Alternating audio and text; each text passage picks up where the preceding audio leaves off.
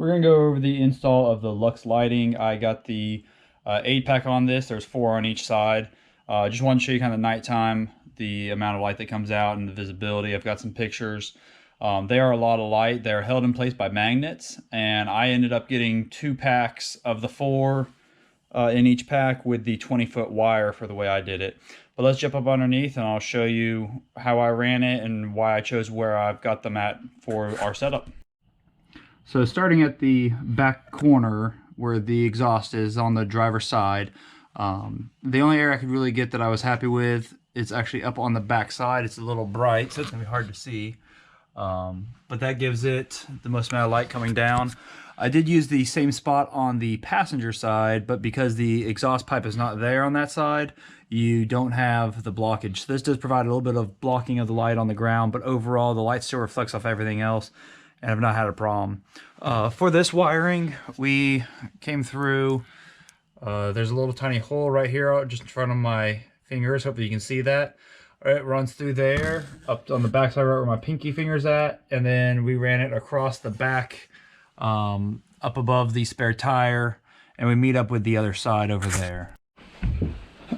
It's a little hard to get to right now where I have it, but you can see the other one on this side. It meets up there, and we just ran that up and over the axle, or not the axle itself, but the frame, the rail, and it ends up coming up and through on the back side. And I've just zip tied that in place. As we continue along, coming right behind the rear passenger door, we've got the wires coming along here, zip tied down. And what I liked about using this spot here, I'm going to cover this up, is we're able to come out with this factory wire right in front of this box, using it to kind of help cover that wire, getting it out to the edge, and then just stuck it right to the edge. As you can see, this is the magnets I was telling you about. So even if you were to hit something, it's just going to pop off. And all you gotta do is come put it back on. Installation's that easy. Followed by the next spot is further down. We'll slide down to that location. And then we just ran that wire the whole length up top here, as you're seeing. And then when I came to this one here, I actually brought this wire straight up on the front side right here, and then back over to the frame. And all of them cross over the frame, and we go up into the wheel well right in here. We did the same thing mostly on the other side. The rear one came across, the other ones come up, and we'll move up to that. Once we make it up to the front area, this was the biggest area I had. I know a lot of people that have the aftermarket metal fenders are placing them up in this area here. Gives you a lot of good light coming down. For right now, we've got the plastic fenders, so I did not want to mess with that and change that out just for a mounting place. So I actually came up to the front right here, and if you can tell, they are still put in. I'm going to reverse this. We've ended up putting in this little tiny piece of metal, and I'll kind of go over how I did that. And that's kind of just making it for that to sit right there, and that gives good lighting over the front.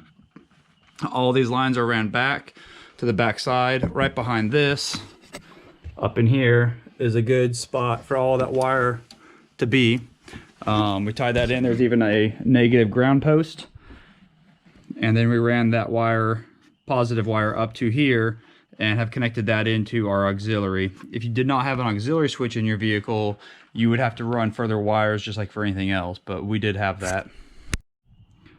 So to run the 3 lights that were on the driver's side towards the front, what I was able to do is run them across in this little plastic piece here. If you look carefully along each one of them, it's kind of hard. There's a little tiny clip. If you undo that clip, you can pull that front piece apart, and it allows you to run that cable through. And as you can tell right here, the 3 wires, they go down the sidewall, and that comes to the one that's here under the front door and the back door. And like I said earlier, the one that's in the back runs across the back and then up with the 3 or the 4 that are on that side to meet up in that corner down there. So I'm standing a little further back, trying to let you guys see it from an outer angle. As you can tell, the lighting on these are great. They are 100% waterproof. They're a little bit on the expensive side. They were, I think, $210 from LUX. I think it was luxlighting.com, and works out to about $25 a light. I have installed a lot of other lights that have been a lot cheaper and have held up just as well, but they've always been a lot bigger, and I've had to custom mount them by making mounting holes and spots and locations, and it's a lot of work. I can say this here, literally I kind of got up underneath, figured out where I wanted it, threw them up with a magnet, and ran the wire. The hardest thing to do was these ones in the front, which wasn't extremely difficult. There were other locations I could have done, but that's just how I decided I wanted to do it, and giving a lot of light to that front area, as you can tell.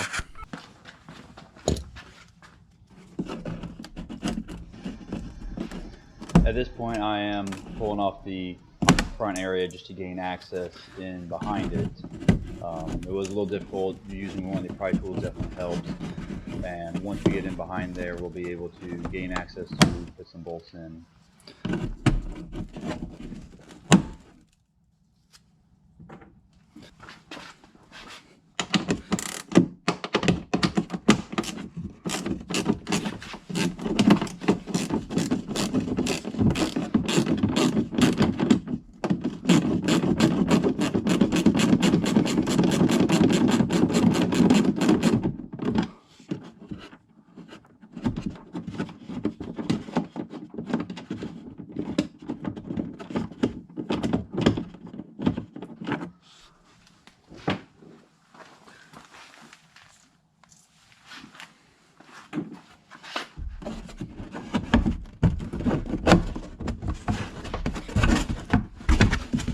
Once I was able to get these bolts off, I went ahead and pulled this back just to make sure I could get access in there. And it is a tight squeeze.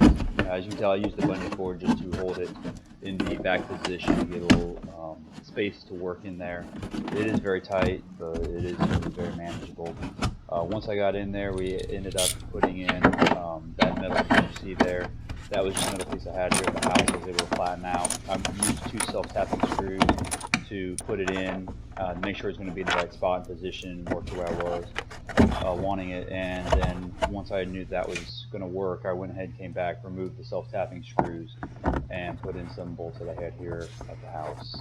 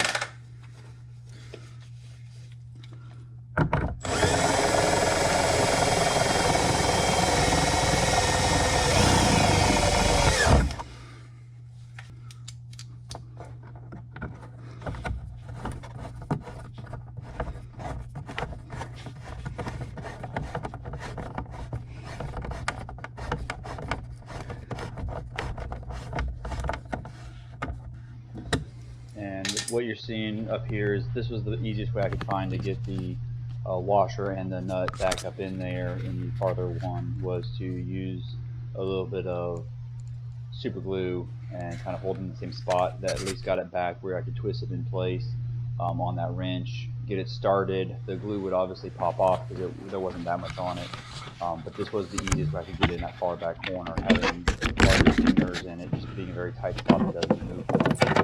As you can tell here, there's just not a lot of space to put your fingers in. This is the easiest way that I was found to get this done.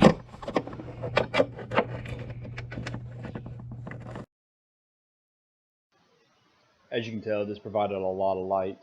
Was not able to get any pictures of it out on the trail yet. We'll be heading out in the next few weeks, but it does provide a lot of light. I was able to see everything around it. Probably one of the better light setups I think I've ever had. Definitely suggest it.